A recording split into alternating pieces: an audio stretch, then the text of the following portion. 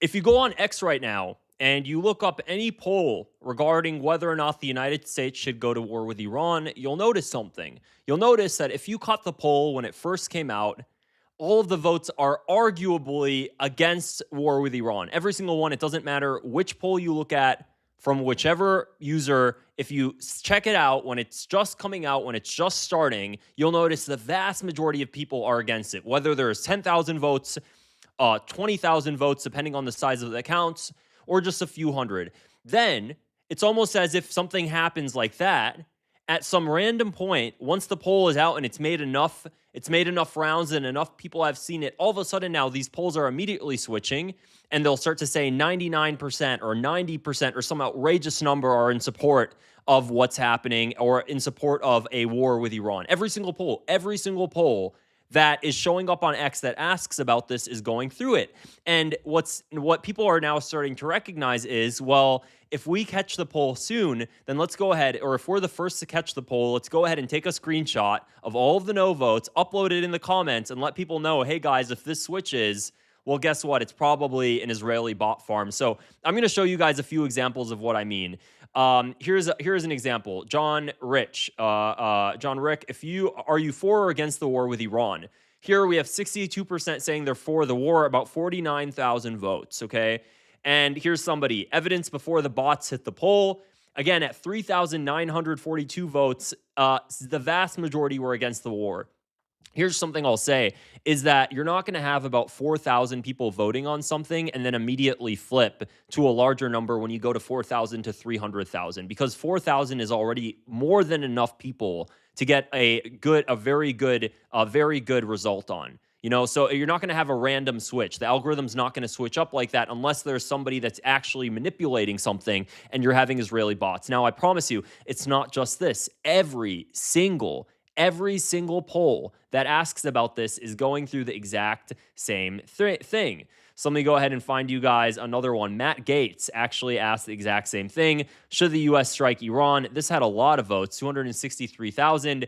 Yes, 57%. No, 42%. Now let's just scroll through and see, was there anybody that said it? Here's another one. Sharing before the Iranian and Israelis flood the poll. Again, at 7,000 votes, the vast majority, around 70%, said no. Yes, 33%. The vast majority.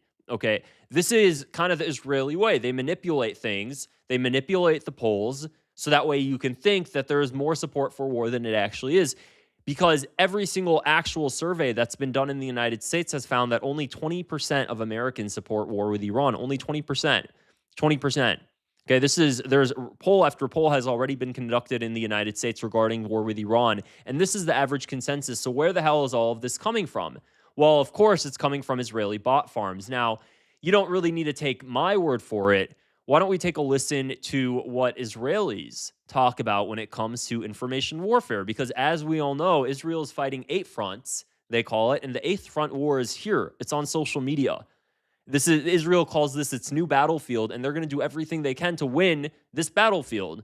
And we have to be the ones that really go against this. So I just want you to hear how psychotic some of these Israelis are when it comes to information warfare. And so just take a listen to this. I'm going to have to, speak every so often for copyright reasons and whatever. Play 30 seconds of it. So this is an Israeli minister. If you want to win, we have to change our ways. We have to think differently. I'm going to speed it up a little bit here. This is waging a holistic campaign against the other side. Take him out of his comfort zone. Make him be on the defensive. So Israel is involved in a secretive influence campaign whose aim is to discredit its challengers in the West.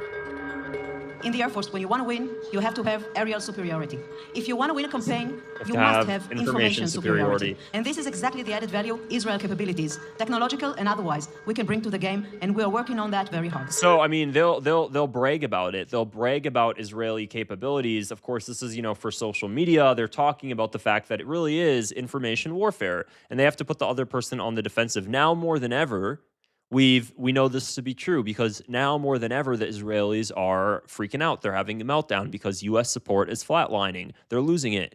Aside from certain demographics, tends to be the older generation still supports Israel. There tends to be the older conservative, mainstream conservatives still support Israel. Definitely not the younger generation of conservatives. Definitely not. But there are still some demographics, and they're trying to tap into new demographics. I mentioned previously how Jonathan Greenblatt, the CEO of the Anti-Defamation League, was stating that one of the largest growing evangelical communities in the United States is actually the Hispanic evangelical community. So what the ADL is already focused on is tapping their tentacles into that community by helping them write their Sunday school curriculum. The Anti-Defamation League. Why is the Anti-Defamation League working with Hispanic evangelicals on their Sunday school curriculum? Because, of course, what they want to do is really push the dispensationalist ideology that you have to support Israel to be a good Christian.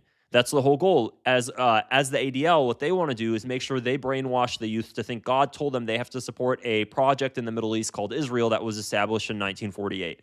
That's the way they do it, which is why it really is a bastardization of religion, because you have people that are not of your religion that are truly bastardizing your religion and brainwashing you. It's about brainwashing to make you believe something in order to support a foreign nation. It's the more you think about it, the more it's truly wild, because they recognize that religion is one of those things that, it's religion. You can't feel like you're going against God. If you're a religious person, or if you believe in God, if you feel like you're doing something sinful, well, you just won't do it. So they recognize that, Israelis recognize that, and see it as the perfect thing to hijack, because if they can get you to believe that going against Israel is going against God, well, you won't even think about it. And they've successfully done this with a lot of people, a lot of Americans, millions of them, millions of Americans. They've been able to successfully brainwash them in this way. And you'll hear this sort of rhetoric on social media. You'll hear it. I mean, even a judge for the ICC, I can't remember her name, in Africa. I believe she's an African American lady. And she said that she feels she has a God-given reason as to why she should support Israel. She feels it, very fundamentally from a religious perspective. What the hell do you mean a religious perspective? This is a project in the Middle East that popped up in 1948. What the hell does that have to do with religion? Well, they'll figure out a way to make it about religion. So that ties into this whole entire information warfare type of thing that they're doing on social media. When you look at these Israeli bot farms that they're doing, why are they doing it? Why not just go to war? It's going to happen either way. They're successfully pushing Trump into it seems like. So why then do they have to really worry about these polls? Because they want to try to get the public on their side. And cat's out of the bag now. I don't think the public's buying it. I think they know how Israelis act, especially Gen Z. They could tell these polls are over manipulated. They're going to try to do it anyways. It doesn't seem like it's working out so well for them, but they're going to try. And this is kind of one of the ways they do it. So they're going to do these polls. Of course, there was already tons of bots. There have been, I feel like if you go on X right now, and there have been posts recently of all of the new bots, you can see a swarm of bots in comments, and they don't have many new posts, and there are recent accounts, and all of a sudden they're just flooding X with pro-Israel messaging, pro-war messaging, really just trying to push the public in. This is kind of the Israeli way. This is what they do. And it seems like so far they've been able to really manipulate the algorithms doing it. So let me know what you guys think in the comments below. If you like this video, I'd appreciate it if you give a thumbs up and click the subscribe button below. Helps me reach more people like you. Otherwise, I'll see you guys in the next video. Take care. Bye.